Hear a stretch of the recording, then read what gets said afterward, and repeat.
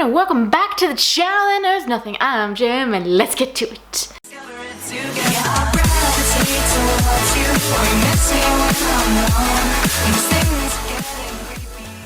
So today we are reading The Lost Thing by Shaun Tan, and let's just dive on into it already.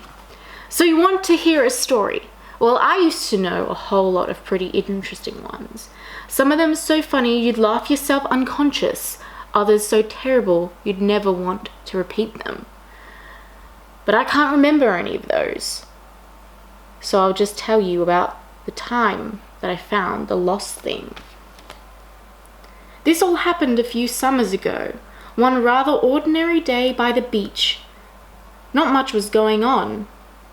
I was, as usual, working tirelessly on my bottle top collection, and I stopped to look up for no particular reason.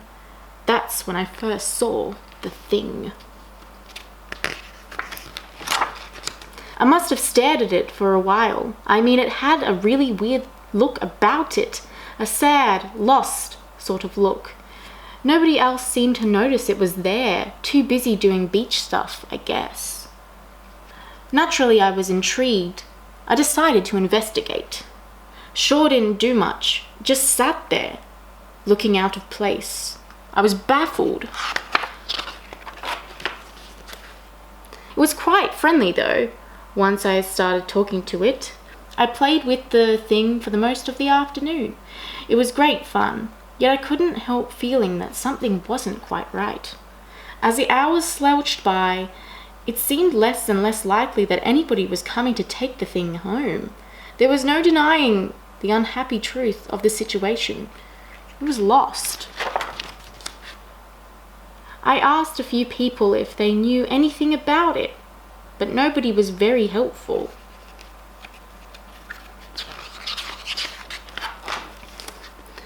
I took the lost thing over to Pete's place. Pete has an opinion about everything. Cool, he said. I'm trying to find out who owns it, I told him. I don't know, man, Pete said. It's pretty weird. Maybe it doesn't belong to anyone.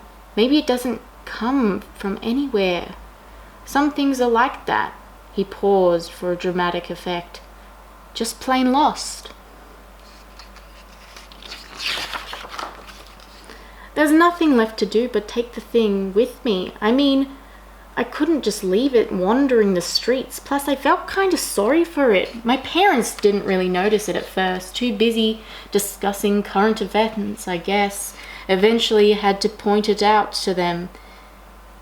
Its feet are filthy, shrieked Mum. It could have all kinds of strange diseases, warned Dad. Take it back to where you found it, they demanded. It's lost, I said. But they had already started talking about something else. I hid the thing in our back shed and gave it something to eat. Once I found out what it liked, it seemed a bit happier then, even though it was still lost. I checked the local paper for any lost pet notices, but only found a lot of good deals on refrigerator repairs. I remember thinking then that Pete was probably right, that some things were just plain lost. In any case, I sure couldn't keep the thing in the shed forever. Mum or Dad would eventually notice it when they came out looking for a hammer or something. It was a real dilemma. I was wondering what to do when a small advertisement on the last page of the paper happened to catch my eye.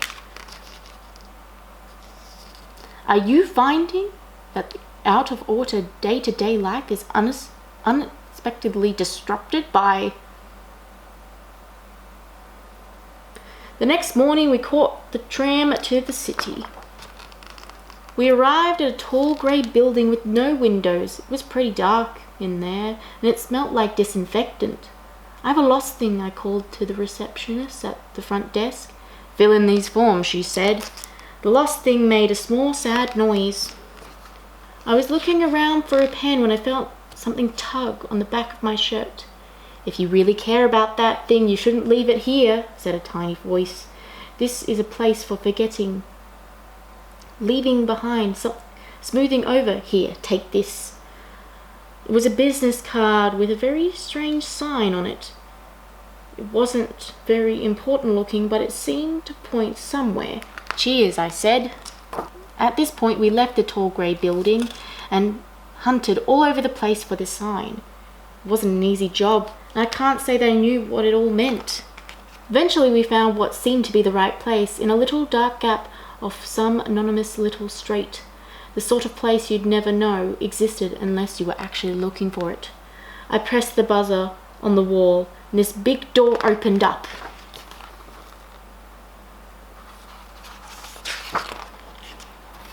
I didn't know what to think, but the lost thing made an approving sort of noise. It seemed as good a time as any to say goodbye to each other, so we did. Then I went home to classify my bottle top collection. That's it. That's the story. Not especially profound, I know, but I never said it was. And don't ask me what the moral is.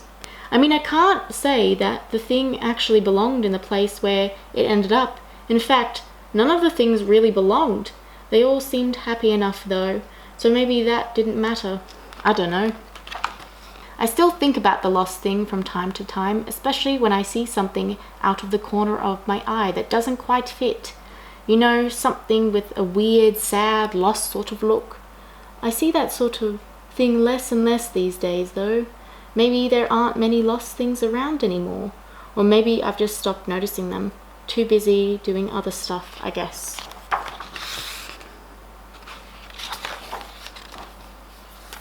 And that's the end. I really like this book because I think it's just a statement on everybody kind of like not belonging, and you just need to find the place where you belong. And I think that's a very sweet message, even though he says he doesn't know what the moral of the story is. I think we all know. Anyway guys, that's all I've got for you today. Please like, subscribe, because it is always nice, and I'll see you next time. Goodbye.